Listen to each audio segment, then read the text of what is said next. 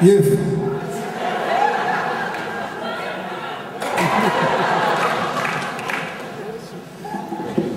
Yasek, this stands for me.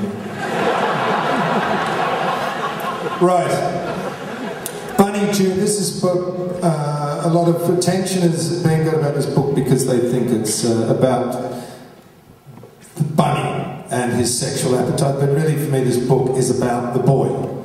And sometimes that's overlooked, so I'm going to read a little passage. His mother has died, he doesn't know how to...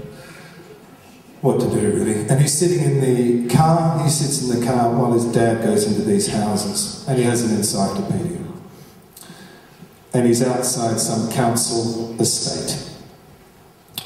Bunny Jr. opens his encyclopedia at the letter M, and he reads about the mantis, an insect with a well-camouflaged body, mobile head, and large eyes. He reads that the female eats the male head first during copulation. And then he looks up copulation and thinks, wow, imagine that. He commits this to memory by putting it in a virtual colour-coded box and storing it in the shelved data bank of his mind. He has hundreds of these boxes that relate and interrelate and can be drawn upon at will in an instant. Ask him about the Battle of Britain or about the Death Watch beetle and he can tell you. If you want to know about the Galapagos Islands or the Heimlich manoeuvre, then Bunny Jr. is your man. It's a talent he has. But two things worry Bunny Jr. as he sits slumped in the front seat of the Punto. First, when he tries to call to mind his mother, he finds her image is still disappearing. He can remember the year they started building the Eiffel Tower, but he finds it increasingly difficult to recall what his mother looked like. This makes him feel bad. He tries to arrange his memories of the things they did together in the form of exhibits, frozen in time, like the stuffed birds in the glass cases in the world-famous Booth Museum. He arranges them in his memory as if they were waxwork statues or something. But the image of his mother is vanishing.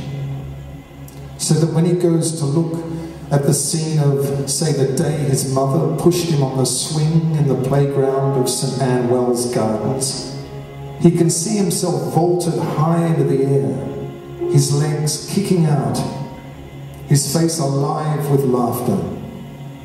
But who is doing the pushing? A slowly dissolving ghost lady, as incomplete as a hologram. He feels, in this instance, forever suspended on the swing, high in the air, never to descend, beyond human touch and consequence, motherless. And after he has stopped crying and dabbing at his tears with the sleeve of his shirt, he worries about the other thing. Over on the bench is a fat guy in a dress, playing with a pot plant. He wears a lilac wig. Every now and then he looks up at the boy and makes a noise like some kind of monster, maybe a werewolf or a hellhound or something.